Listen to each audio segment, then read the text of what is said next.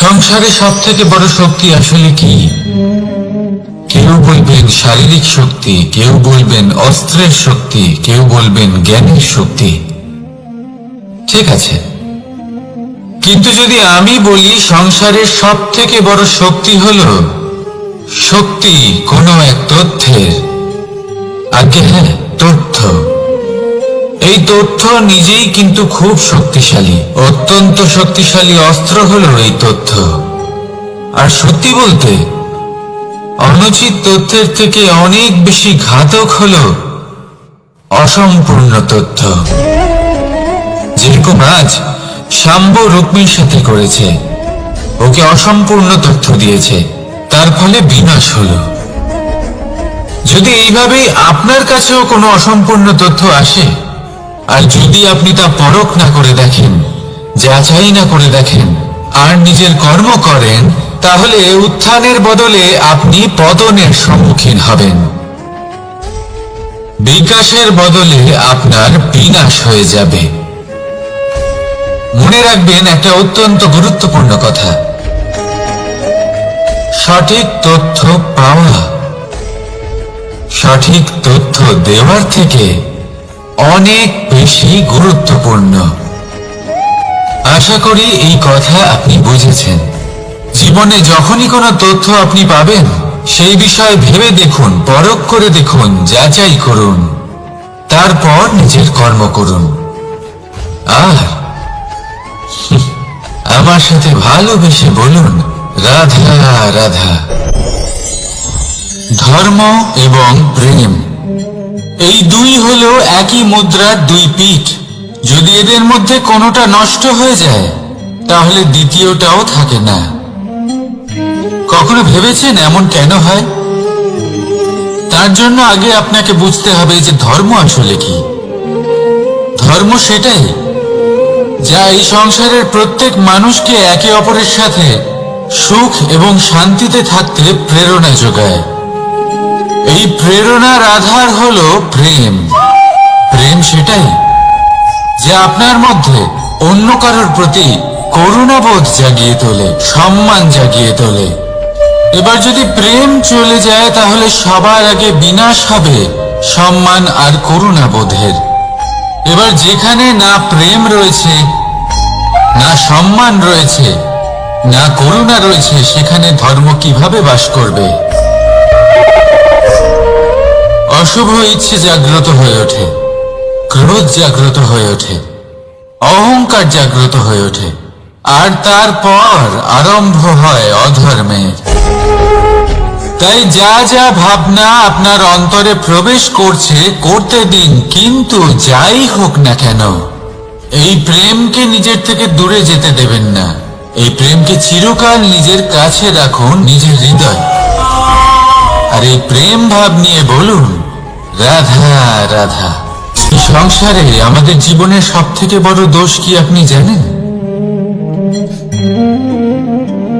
কেউ বলবেন লোভ, কেউ বলবেন লালসা, কেউ বলবেন অসত্য।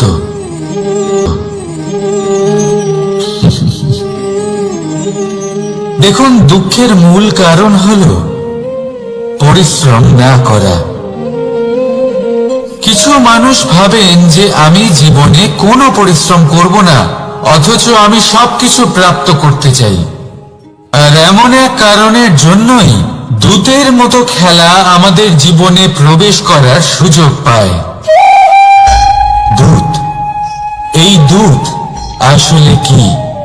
দূত অর্থাৎ কোনো পরিশ্রম ছাড়াই অন্য কেউ পরিশ্রম করে যা অর্জন করেছেন, যে সুখ সুবিধা অর্জন করেছেন, তা নিজের জন্য শুধুমাত্র একটা খেলার মাধ্যমে নিজের করে নেওয়ার ইচ্ছে। আর এই ইচ্ছে অত্যন্ত বিনাশকারী হতে পারে। এই ইচ্ছে যদি আপনার বিবেক, আপনার মন, আপনার চেতনা, আপনার ভাবনা প্রবাহিত করে ফেলে, তারপরে আপনি চেষ্টা করতে শুরু করে দেবেন, আর সেইখান থেকেই আপনার পতন শুরু হবে। এই চেষ্টা করবেন যে অন্য কারোর জীবনের সমস্ত ধন, তার সমস্ত জীবন সম্পূর্ণভাবে নিজের করে নেওয়া। কারণ প্রথমে আশা জাগ্রত হয়, আর এই আশা হতাশায় পরিণত হতে সময় লাগে না। এই হতাশা কোনটায় পরিণত হতে সময় লাগে না, কোনটা লোভে পরিণত হতে সময় লাগে না, আর এই লোভ প্রতিশোধ স্পৃহাতে পরিণত হতে সময় লাগে না। আর যখন এই সব কিছু হয়, আপনি দুষ্ট হয়ে যান। আর সবাই জানেন যে প্রত্যেক দুষ্ট ব্যক্তির পতন হলো অবশ্যম্ভাবী। তাই নিজেকে দূতের থেকে দূরে রাখুন আর পরিশ্রমকে নিজের কাছে টেনে নিন। জীবনে আপনার যা যা স্বপ্ন রয়েছে, যা আপনি করতে চান, শুধুই পরিশ্রম দ্বারা অর্জন করুন। তাহলে তাই করুন, আর আমার সাথে ভালোবেসে বলুন, রাধা রাধা। জীবনে কিছু শেখা অত্যন্ত গুরুত্বপূর্ণ। এবার কি কি শিখতে হবে, সেই সব শেখানোর জন্য অনেক শিক্ষক রয়েছেন। কিন্তু কি শিখবেন না আর কি করবেন না, এটা আমাদের নিজের অভিজ্ঞতা দিয়ে শিখতে হয়। কিন্তু তার মানে এটা নয় যে যদি আপনাকে শিখতে হয় যে আগুনের তাপ কতটা, আপনাকে আগুনের মধ্যে হাত দিতে হবে। না, অন্য কারোর অভিজ্ঞতা দ্বারাও শিখতে পারেন। প্রশ্ন শুধুমাত্র একটাই যে আপনি কি শিখতে চান নাকি চান না। যদি আপনি এটাই ভাবেন যে আমি শুধুই নিজের অভিজ্ঞতা দ্বারাই শিখতে চাই, তাহলে জীবনকাল ছোট মনে হবে, অনেক কিছুই শিখতে পারবেন না। তাই নিজের সাথে সাথে বড়দের অভিজ্ঞতার দ্বারাও শেখা শুরু করে দিন। এই সংসারের অভিজ্ঞতা দ্বারা শিখতে শুরু করে দিন। আর এটা নিশ্চিত রূপে শেখা আবশ্যক যে কখন কি করবেন না, কোথায় থামতে হবে আর কোথায় থামবেন না। তাহলে আসুন আর আমার সাথে ভালোবেসে বলুন, রাধা রাধা। ভোজন। এবার ভোজন সংগ্রহ করার জন্য মানুষ কি না করেন, সব সময় চেষ্টা করতে থাকেন। ফসল উৎপাদনের জন্য অনেক পরিশ্রম করতে থাকেন, কিন্তু অনেক সময় অনেক পরিশ্রম করার পরেও ফসল ভালো উৎপাদন হয় না। এর কারণ কি? কারণ হলো এটাই যে আপনি পরিশ্রম হয়তো অনেক করেছেন, কিন্তু আপনার নজর তো সেই বীজের দিকে ছিলই না যা আপনি রোপণ করেছেন। সেই জন্য সব সময় কোনো বীজ রোপণ করার আগে তাকে পরখ করে দেখুন, তা অত্যন্ত আবশ্যক। আর সেইভাবেই যখনই কোনো কর্মের প্রশ্ন আসে, তাহলে সেখানে শুধুমাত্র পরিশ্রম যথেষ্ট নয়। সেই কাজের প্রতি আপনার কর্তব্য কি, আপনার উদ্দেশ্য কি, সেটা জানা হলো অত্যন্ত গুরুত্বপূর্ণ। তাই কর্ম করুন, কিন্তু সেই কর্মের প্রতি আপনার যা উদ্দেশ্য তার মাহাত্ম্য বুঝতে চেষ্টা করুন। তাহলে আসুন আমার সাথে ভালোবেসে বলুন, রাধা রাধা। জীবনে যখনই কোনো বস্তু বা সুখ স্বাচ্ছন্দ্য অধিক মাত্রায় আপনার কাছে চলে আসে, তখন নিজেকে শ্রেষ্ঠ মনে করার একটা প্রবণতা দেখা যায়, যা হয় আত্মবিশ্বাসে পরিণত হয়, নয়তো অহংকারে। এবার আত্মবিশ্বাস আর অহংকারের মধ্যে অনেক বড় পার্থক্য রয়েছে। আমি এটা করতে পারি, আমি ওটাও করতে পারি, এ হলো আত্মবিশ্বাস। শুধুমাত্র আমি এটা করতে পারি, শুধুমাত্র আমি ওটাও করতে পারি, আমি হলাম সর্বশ্রেষ্ঠ, এটা হলো অহংকার। এবার এই অহংকার এর ধ্বনি অনেক দূর প্রবাহিত হয়, আর এর প্রহার সর্বপ্রথম আপনাকে বিপর্যস্ত করে। এবার এই অহংকার এর বিপরীত শব্দ হলো বিনয়, অর্থাৎ নিজের ঊর্ধ্বে উঠে অন্যের বিষয়ে ভাবনা চিন্তা করা, সংসারের বিষয়ে ভাবা। এই বিনয়ী হবার চেষ্টা করুন, একের থেকে অনেক হওয়ার চেষ্টা করুন এবং একসাথে থাকার চেষ্টা করুন। নিশ্চিত রূপেই আপনি বিকাশের কারণ হবেন। মত্ততা থেকে নিজেকে দূরে রাখুন, অহংকার থেকে নিজেকে দূরে রাখুন। এই মন প্রসন্ন হয়ে বলবে, রাধা রাধা। কোনো এক বস্ত্রে যদি ছোট্ট একটা ছিদ্র উৎপন্ন হয়, আর যদি আমরা তার দিকে নজর না দিই, তাহলে সময়ের সাথে সমগ্র বস্ত্র ছিঁড়ে যায় আর কোনো কাজে আসে না। যদি কোনো একটা নৌকাতে ছোট্ট একটা ছিদ্র উৎপন্ন হয়, তাহলে সময়ের সাথে পুরো নৌকাই জলে ডুবে যায়। লক্ষ্যের দিকে অগ্রসর হওয়ার সময় একটা ছোট্ট ভুল আপনি যদি করে ফেলেন, তাহলে আপনাকে তার লক্ষ্যের থেকে দূরে করে দিতে পারে। এমনটা এই সম্পর্কের সাথেও হয়ে থাকে। কোনো একটা ছোট্ট কথা, একটা ছোট্ট মনোমালিন্য যদি সম্পর্কে আসে এবং সেটা না মেটানো হয়, তাহলে সেই সমগ্র সম্পর্কটা অনেক বড় বড় সম্পর্ক ভেঙে যেতে পারে। যদি আপনার সম্পর্কে ছোট্ট একটা ছিদ্র উৎপন্ন হয়, তাহলে প্রেমের সূচ আর স্নেহের সুতো দ্বারা সেলাই করে ফেলুন, যাতে আপনার এই সম্পর্ক অটুট থাকে এবং প্রেম দ্বারা পরিপূর্ণ থাকে। আসুন আমার সাথে ভালোবেসে বলুন, রাধা রাধা। দু রকমের প্রাকৃতিক বেগ থাকে। প্রথম হলো বর্ষা। যখন এর বর্ষণ হয়, তখন মাটিকে শীতল করে নতুন ফসল ফলায়। আর দ্বিতীয় হয় পবন, যা আমাদের সর্বদা শ্বাসবায়ু প্রদান করে। অশান্ত এই মনকে শান্তি প্রদান করে, এই ক্লান্ত শরীরে স্ফূর্তি প্রদান করে। আমাদের জীবনে যত আবেগ আছে, তা হয় বর্ষার মতো হওয়া উচিত, নয় হওয়া উচিত পবনের মতো। ক্রোধ, মতভেদ, বিবাদ, এগুলো হওয়া উচিত বর্ষার মতো। অর্থাৎ কিছু সময় পরে যেন এরা নিজে থেকেই ছিন্ন ভিন্ন হয়ে চলে যায়। আর যদি পবনের মতো কোনো আবেগ থাকা উচিত, তা হল প্রেম, যা সর্বদা শ্বাসবায়ু প্রদান করে, সবসময় সাথে থাকে। একে আমরা অনুভব করতে পারি না, কিন্তু এই আমাদের অনুভব করার জন্য প্রাণবায়ু প্রদান করে। আর যখন চক্রবাতের মতো সে ভয়ঙ্কর হয়ে ওঠে, তখন সমগ্র সংসার বদলে দেয়। এর সারমর্ম একটাই, শক্তি। মতভেদ, ক্রোধ, বিবাদের শক্তি যদি থাকে, তা আছে প্রেমের মধ্যে। তাই প্রেমকে মনের মধ্যে রাখুন আর আমার সাথে বলুন, রাধা রাধা। জীবনে দুই ধরনের আবেগ রয়েছে, যার কোনো মূল্য নেই। আমার কথার অর্থ এটা নয় যে এদের কোনো গুরুত্ব নেই। গুরুত্ব যথেষ্টই রয়েছে, শুধু এদের জন্য আপনাকে কোনো মূল্য দিতে হয় না। প্রথম আবেক্ষা পাওয়া যায় এই জল। গন্তব্যের বিষয়ে এর স্পষ্ট ধারণা আছে। ও জানে ওর লক্ষ্য কি, আর প্রয়াস করে ততদূর সে পৌঁছেও যায়। এটি পর্বত থেকে বয়ে নিচে নেমে আসে, নদীর সাথে সমাহিত হয়ে তার সাথে বয়ে চলে, চিরসবুজ বনানী গড়ে তোলে, প্রাণীদের তৃষ্ণা নিবারণ করে, সামনে এগিয়ে চলে, মানুষের সাথে মিলিত হয়। যারা একে বাঁধের মধ্যে বেঁধে রাখতে চেষ্টা করে, সে বন্দি দশাতেও থেকে যায়, মানুষের কল্যাণ করে।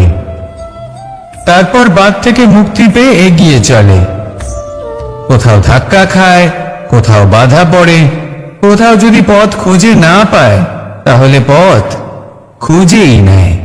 আর যেখানে পথ থাকে না, সেখানে পথ বানিয়ে নেয়, আর শেষ পর্যন্ত নিজের লক্ষ্যে পৌঁছেই যায়। অর্থাৎ সমুদ্রে গিয়ে সমাহিত হয়ে যায়। আমাদেরও কিছুটা এরকমই হয়ে উঠতে হবে। যেখানেই যাবেন, সকলের কল্যাণ করুন, সামনে এগোন। আপনি কোথাও পড়ে গেলে, ধাক্কা খেলে আঘাত লাগবেই, উত্থান পতন লেগেই থাকে। সামনে এগোতে থাকুন। কোথাও পথ না পেলে তা খুঁজে নিন, কোথাও পথ না থাকলে তা বানিয়ে নিন। নিজের গন্তব্যের কথা সব সময় মনে রাখুন। শেষ পর্যন্ত নিজের মোক্ষ লাভ আপনি অবশ্যই করবেন। আর আমার সাথে ভালোবেসে বলুন, রাধা রাধা। মানুষ অসুস্থ কেন হন? শারীরিক দুর্বলতার কারণে? না, মানুষ অসুস্থ হন তার মানসিকতার কারণে, তার বিবেকের কারণে, তার কর্মের কারণে, তার ক্রোধের কারণে। আর যখন কেউ সুস্থ হন, ঠিক হয়ে যান, তার মানে এটা নয় যে শুধু ওষুধের জন্য তিনি সুস্থ হয়েছেন। না, এটা কারোর তার প্রতি প্রেমের প্রভাব, বিশ্বাসের প্রভাব, সম্বলের প্রভাব। শুধুমাত্র ওষুধ দিয়ে কিছুই হয় না। যদি মনে প্রেম থাকে, বিবেক থাকে, বিশ্বাস থাকে, সম্বল থাকে, তবেই সেই ওষুধ কাজ করতে পারে। তাই মনে রাখবেন, এই জীবন হলো অত্যন্ত ছোট। মনে প্রেম ভাব রাখুন, মিত্রতা করুন, শত্রুতা নয়। ভালোবাসুন, বিদ্বেষ নয়। আর এই ভালোবাসার সাথেই বলুন রাধা রাধা। জীবন, এই জীবনের সত্য কি? জন্ম, যেখান থেকে জীবন আরম্ভ হয়, নাকি সমাপ্তি? মৃত্যু, যেখানে জীবন শেষ হয়ে যায়। জীবনের সত্য এটা নয়, সবকিছু এটা নয়। ভালো করে ভেবে দেখলে কিছুই যায় আসে না যে আপনার জন্ম কোথায় হয়েছে, কিভাবে হয়েছে। এতেও কিছু যায় আসে না যে আপনার মৃত্যু কোথায় হবে, কিভাবে হবে। যায় আসে তখন, গুরুত্বপূর্ণ হলো এটাই, যে জীবন আপনি যাপন করেছেন তার উদ্দেশ্য কি ছিল, কি ভাবনা নিয়ে আপনি বেঁচেছেন। এখন যদি আপনি এমন কিছু করেন যার দ্বারা এই সংসার আপনার থেকে জীবন যাপনের প্রেরণা পেতে পারে, মৃত্যুর পরেও আপনার কর্ম দেখে তা স্মরণ করে জীবনে বাঁচতে শেখেন, তাহলে তার তাৎপর্য হলো আপনি নিজের কর্মের দ্বারা, নির্বাচনের দ্বারা অমর হয়ে গেছেন। দেখুন, জীবনে দুশ্চিন্তা করা হলো বৃথা, মৃত্যুর ভয়ও হলো বৃথা। কারণ আত্মা কখনো মরে না, তাকে কেউ শেষ করতে পারে না। না কাল, না মৃত্যু, আর না সময়। যদি এমন কিছু থাকে যা আপনার আত্মাকে শেষ করে দিতে পারে, তাহলে তা আপনারই নিজের দুষ্কর্ম।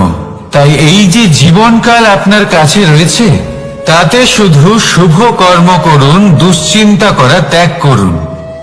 এমন কর্ম করুন যা দেখে সংসার উচিত পথে চলে আসবে, শুভ কর্ম করবে।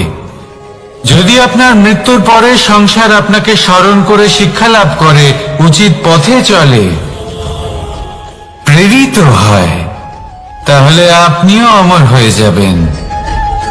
আসুন আমার সাথে ভালোবেসে বলুন রাধা রাধা। কথায় আছে, যা কিছু অন্তর থেকে নিঃসৃত হয় তা অশুভ হয় না। অশুভ হলো সেই বোধ, সেই ইচ্ছে যা অন্তর থেকে নিঃসৃত হলেও কখনোই বিবেকের দ্বারা পরখ করা হয় না। এমনই একটা অনুভূতি হলো ক্রোধ। এই ক্রোধ আপনার বিবেকই হরণ করে নেয়, আপনার করুণা হরণ করে নেয়। আপনি ভাবনা চিন্তা করার যোগ্যতাই হারিয়ে ফেলেন। এবার যদি আপনি সংসারকে নিয়ন্ত্রণ করতে চান, ভবিষ্যতের উপর নিয়ন্ত্রণ রাখতে চান, বর্তমানের উপর নিয়ন্ত্রণ রাখতে চান, তাহলে প্রথমে নিজের ক্রোধের উপর নিয়ন্ত্রণ করা শিখতে হবে। কারণ এই ক্রোধ আপনার বন্ধু নয়, এ আপনার শক্তি নয়, এ হলো আপনার দুর্বলতা। আর এটা শত্রুর শক্তি বাড়িয়ে তোলে, আর শেষ পর্যন্ত ক্ষতি আপনারই হয়। তাই এই ক্রোধকে নিজের নিয়ন্ত্রণে রাখুন। অশুভ মন্তব্য আপনা থেকেই অসফল হয়ে যাবে। আসুন আমার সাথে ভালোবেসে বলুন রাধা রাধা।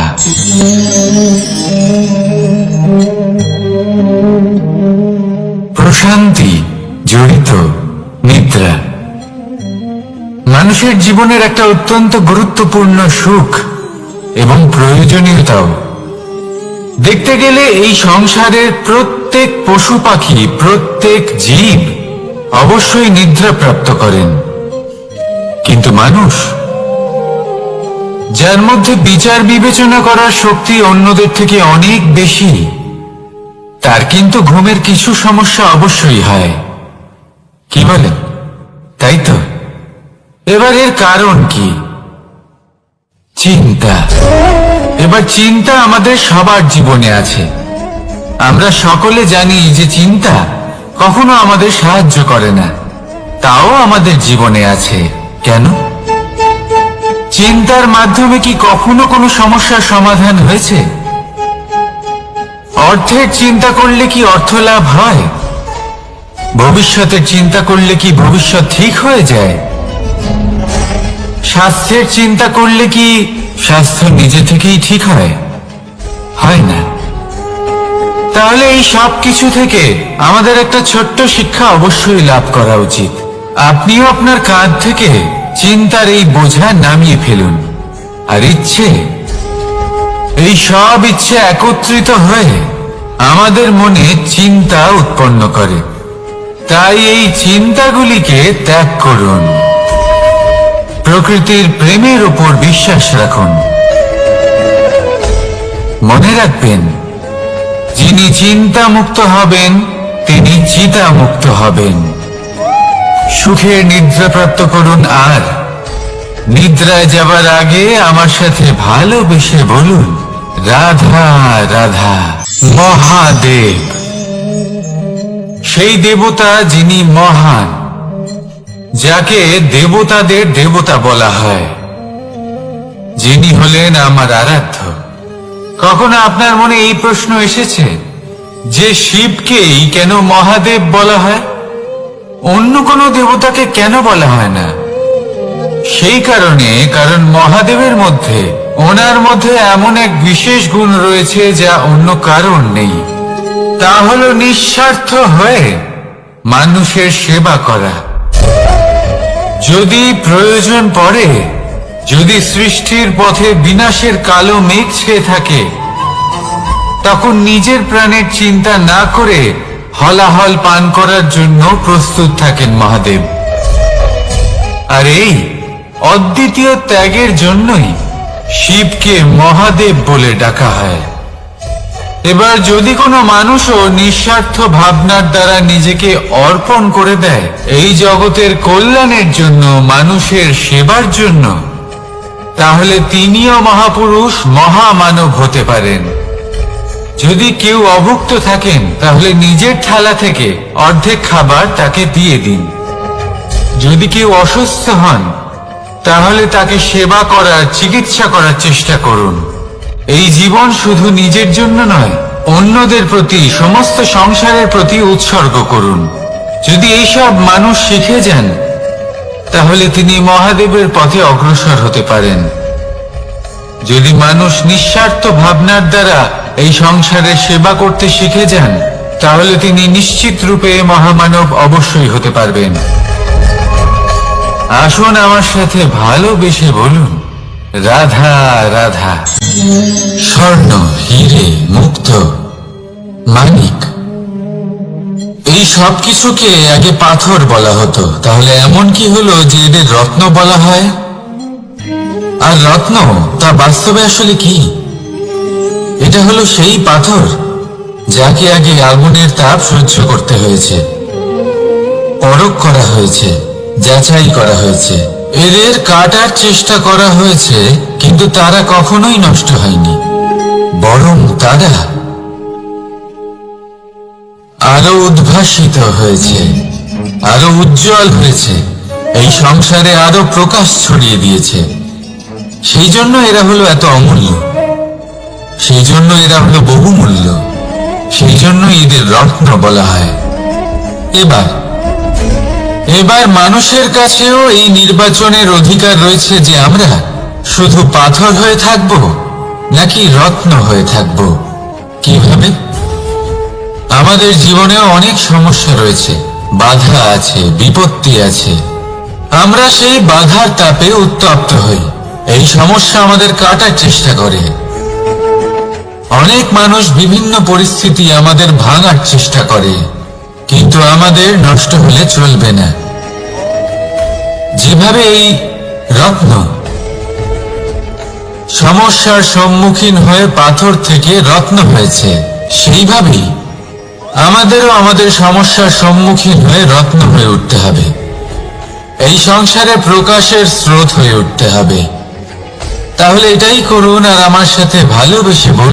রাধা, যিনি সব থেকে বেশি শক্তিশালী, আপনি যদি তার সামনে যান তাহলে উনি আপনার অন্তরের শক্তিকে বাইরে বের করে আনবে। আপনার অন্তরের লুকিয়ে থাকা শক্তিকে জাগ্রত করতে প্রেরণা প্রদান করবে। তিনি হলেন বড় ব্যক্তি, তিনি হলেন মহান ব্যক্তি। তিনি নন যিনি নিজের বল এবং ঐশ্বর্য দ্বারা আপনাকে তার সামনে ছোট প্রমাণ করবেন। এবং সেই জন্য মহাদেব আমার আরাধ্য হলেন আমার খুব প্রিয়। কারণ রাজা হোক বা ফকির, কেউ যদি ওনার সামনে যান তাহলে সে নিজেকে ছোট মনে করেন না।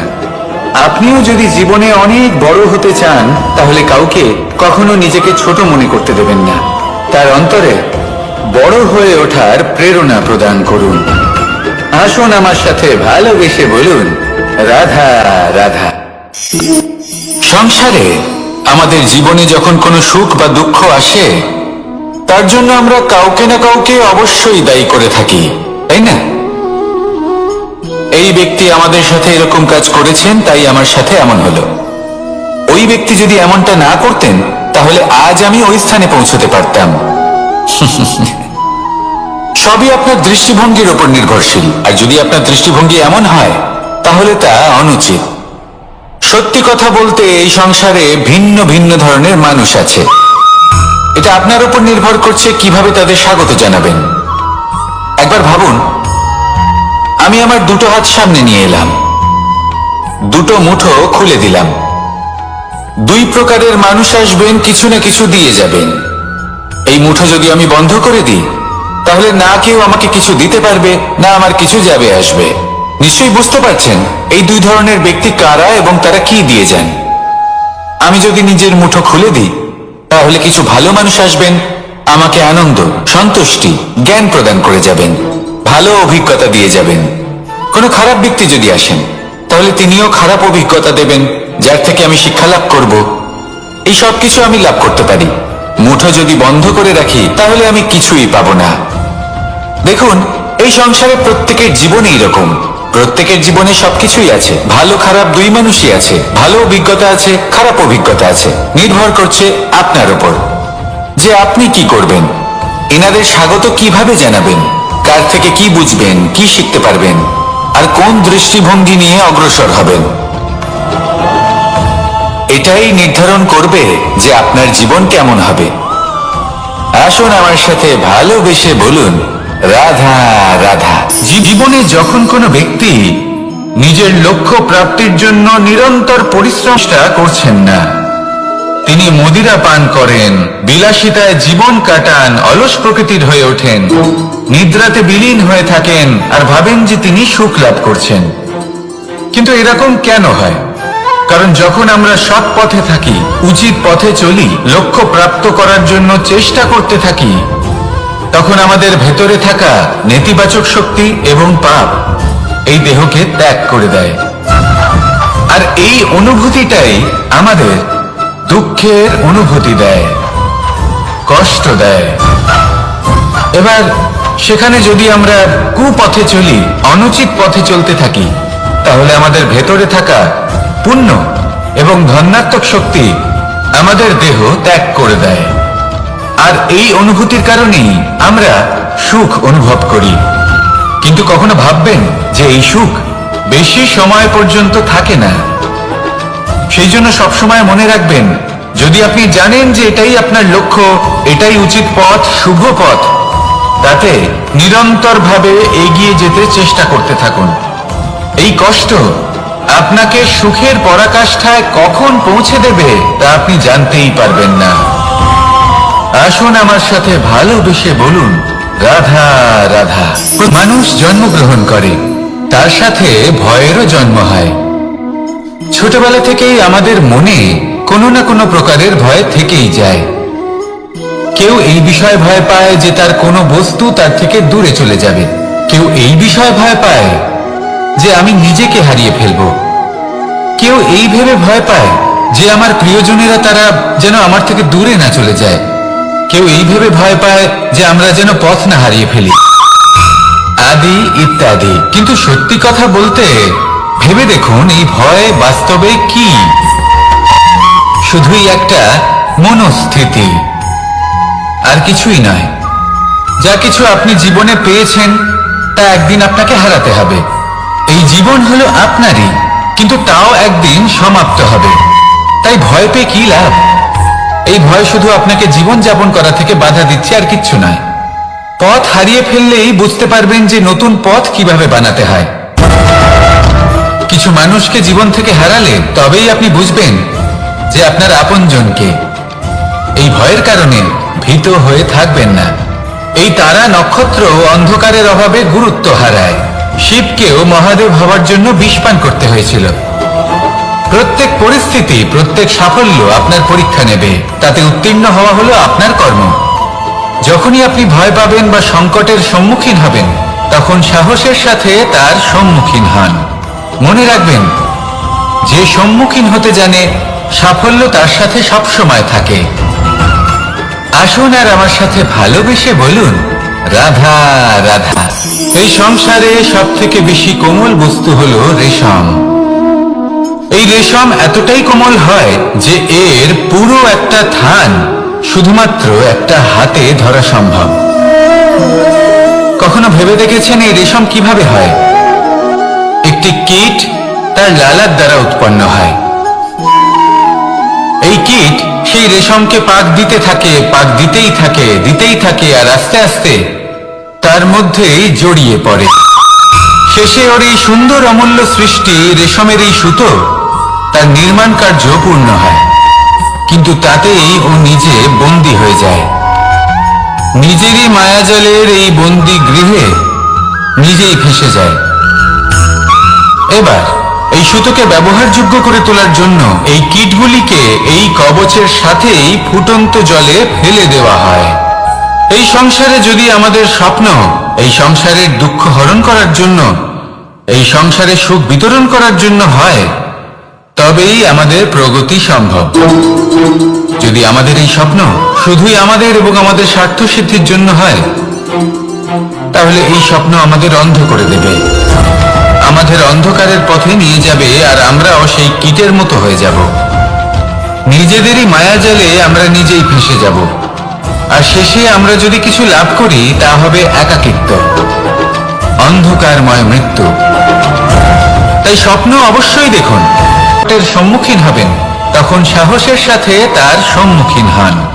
মনে রাখবেন, যে সম্মুখীন হতে জানে সাফল্য তার সাথে সবসময় থাকে। আসুন আর আমার সাথে ভালোবেসে বলুন, রাধা রাধা। মানুষ যখন এই সংসারে প্রবেশ করে, অর্থাৎ জন্মগ্রহণ করে, তখন নিশ্চিন্তে থাকে, আনন্দে থাকে।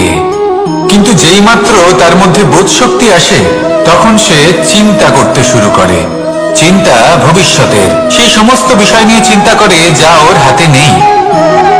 তারপর বড় হয়, বিবাহ সম্পন্ন হয়, গৃহস্থ জীবন যাপন করে, তারপর আবার চিন্তায় মগ্ন হয়ে যায়।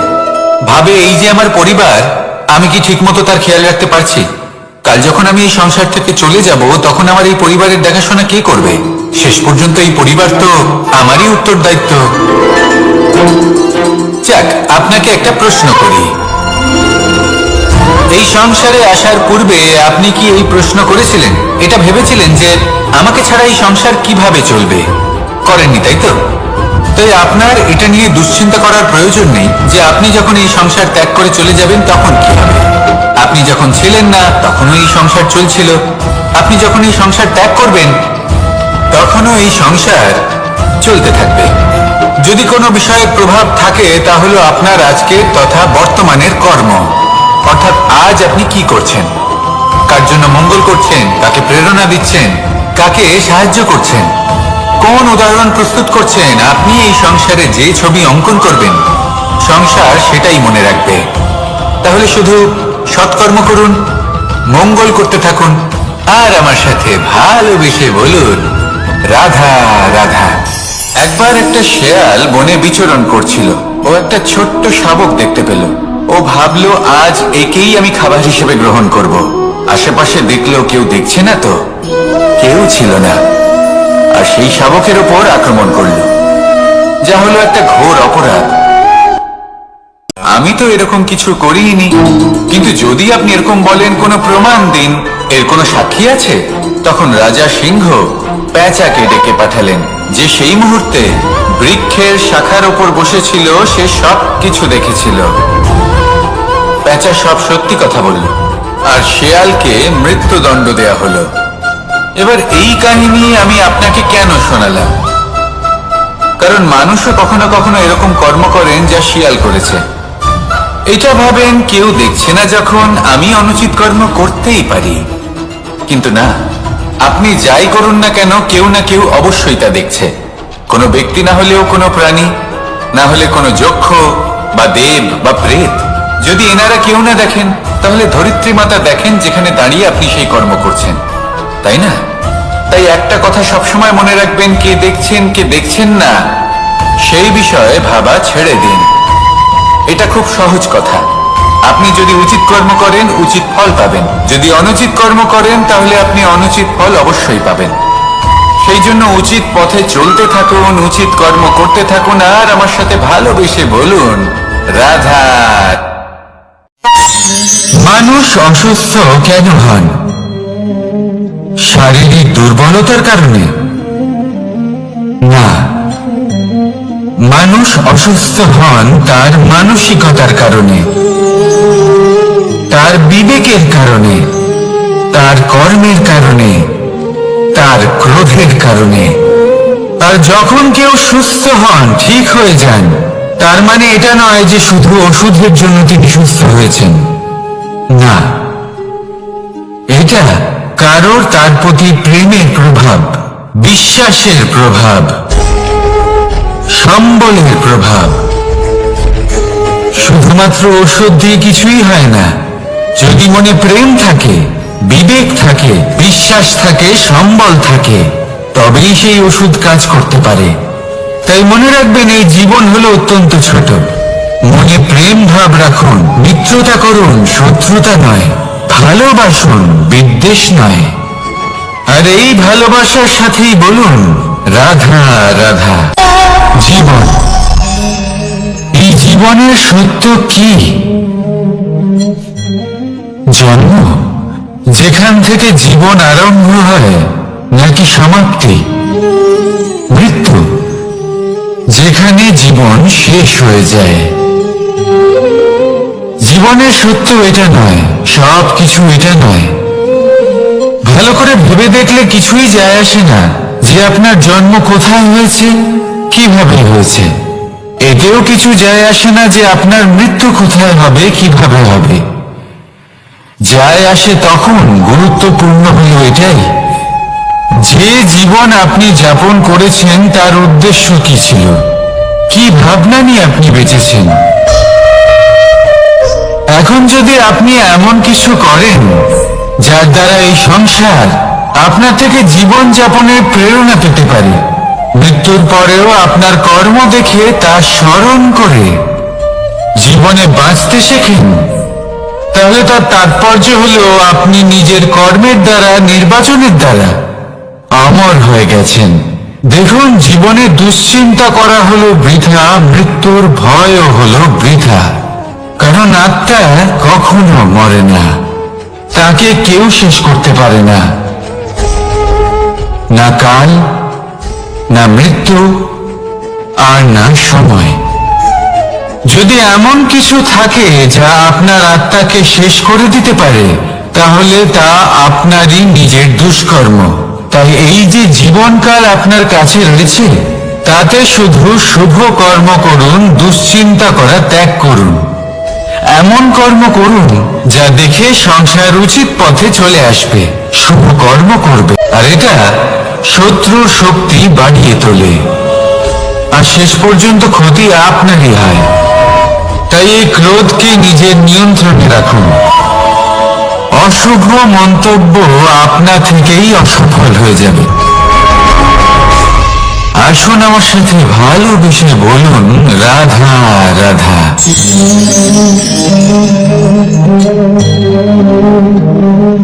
প্রশান্তি জড়িত নিদ্রা মানুষের জীবনের একটা অত্যন্ত গুরুত্বপূর্ণ সুখ এবং প্রয়োজনীয়তাও। দেখতে গেলে এই সংসারের প্রত্যেক পশু পাখি, প্রত্যেক জীব অবশ্যই নিদ্রা প্রাপ্ত করেন, কিন্তু মানুষ, যার মধ্যে বিচার বিবেচনা করার শক্তি অন্যদের থেকে অনেক বেশি, তার কিন্তু ঘুমের কিছু সমস্যা অবশ্যই হয়। কি বলেন, তাই তো? এবার এর কারণ কি? চিন্তা। এবার চিন্তা আমাদের সবার জীবনে আছে। আমরা সকলে জানি যে চিন্তা কখনো আমাদের সাহায্য করে না, তাও আমাদের জীবনে আছে। কেন? চিন্তার মাধ্যমে কি কখনো কোনো সমস্যার সমাধান হয়েছে? অর্থের চিন্তা করলে কি অর্থ লাভ হয়? ভবিষ্যতের চিন্তা করলে কি ভবিষ্যৎ ঠিক হয়ে যায়? স্বাস্থ্যের চিন্তা করলে কি স্বাস্থ্য নিজে থেকেই ঠিক হয়? হয় না। তাহলে এই সব কিছু থেকে আমাদের একটা ছোট্ট শিক্ষা অবশ্যই লাভ করা উচিত। আপনিও আপনার কাঁধ থেকে চিন্তার এই বোঝা নামিয়ে ফেলুন। আর ইচ্ছে, এই সব ইচ্ছে একত্রিত হয়ে আমাদের মনে চিন্তা উৎপন্ন করে। তাই এই চিন্তাগুলিকে ত্যাগ করুন। প্রকৃতির প্রেমের উপর বিশ্বাস রাখুন। মনে রাখবেন, যিনি চিন্তা মুক্ত হবেন তিনি চিতা মুক্ত হবেন। সুখের নিদ্রা প্রাপ্ত করুন, আর নিদ্রায় যাবার আগে আমার সাথে ভালোবেসে বলুন রাধা রাধা। মহাদেব, সেই দেবতা যিনি মহান, যাকে দেবতাদের দেবতা বলা হয়, যিনি হলেন আমার আরাধ্য। কখনো আপনার মনে এই প্রশ্ন এসেছে যে শিবকেই কেন মহাদেব বলা হয়, অন্য কোনো দেবতাকে কেন বলা হয় না? সেই কারণ মহাদেবের মধ্যে, ওনার মধ্যে এমন এক বিশেষ গুণ রয়েছে যা অন্য কারণ নেই। তা হলো নিঃস্বার্থ হয়ে মানুষের সেবা করা। যদি প্রয়োজন পড়ে, যদি সৃষ্টির পথে বিনাশের কালো মেঘ ছেয়ে থাকে, তখন নিজের প্রাণের চিন্তা না করে হলাহল পান করার জন্য প্রস্তুত থাকেন মহাদেব। আর এই অদ্বিতীয় ত্যাগের জন্যই শিবকে মহাদেব বলে ডাকা হয়। এবার যদি কোনো মানুষও নিঃস্বার্থ ভাবনার দ্বারা নিজেকে অর্পণ করে দেয় এই জগতের কল্যাণের জন্য, মানুষের সেবার জন্য, তাহলে তিনিও মহাপুরুষ, মহামানব হতে পারেন। যদি কেউ অভুক্ত থাকেন, তাহলে নিজের থালা থেকে অর্ধেক খাবার তাকে দিয়ে দিন। যদি কেউ অসুস্থ হন, তাহলে তাকে সেবা করার, চিকিৎসা করার চেষ্টা করুন। এই জীবন শুধু নিজের জন্য নয়, অন্যদের প্রতি, সমস্ত সংসারের প্রতি উৎসর্গ করুন। যদি এইসব মানুষ শিখে যান, তাহলে তিনি মহাদেবের পথে অগ্রসর হতে পারেন। যদি মানুষ নিঃস্বার্থ ভাবনার দ্বারা এই সংসারের সেবা করতে শিখে যান, তাহলে তিনি নিশ্চিত রূপে মহামানব অবশ্যই হতে পারবেন। আসুন আমার সাথে ভালোবেসে বলুন রাধা রাধা। স্বর্ণ, হিরে, মুক্ত, মানিক, এই সব কিছুকে আগে পাথর বলা হতো। তাহলে এমন কি হলো যে এদের রত্ন বলা হয়? আর রত্ন তা বাস্তবে আসলে কি? এটা হলো সেই পাথর যাকে আগে আগুনের তাপ সহ্য করতে হয়েছে, পরখ করা হয়েছে, যাচাই করা হয়েছে, এদের কাটার চেষ্টা করা হয়েছে, কিন্তু তারা কখনোই নষ্ট হয়নি, বরং তারা আরো উদ্ভাসিত হয়েছে, আরো উজ্জ্বল হয়েছে, এই সংসারে আরো প্রকাশ ছড়িয়ে দিয়েছে। সেই জন্য এরা হলো এত অমূল্য, সেই জন্য এরা হলো বহুমূল্য, সেই জন্য এদের রত্ন বলা হয়। এবার মানুষের কাছেও এই নির্বাচনের অধিকার রয়েছে যে আমরা শুধু পাথর হয়ে থাকব নাকি রত্ন হয়ে থাকব। কিভাবে? আমাদের জীবনেও অনেক সমস্যা রয়েছে, বাধা আছে, বিপত্তি আছে। আমরা সেই বাধার তাপে উত্তপ্ত হই, এই সমস্যা আমাদের কাটার চেষ্টা করে। অনেক মানুষ বিভিন্ন পরিস্থিতি আমাদের ভাঙার চেষ্টা করে, কিন্তু আমাদের নষ্ট হলে চলবে না। যেভাবে এই রত্ন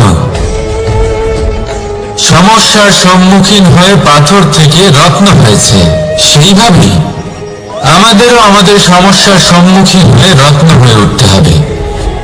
এই সংসারে প্রকাশের স্রোত হয়ে উঠতে হবে। তাহলে এটাই করুন আর আমার সাথে ভালোবেসে বলুন, রাধা রাধা।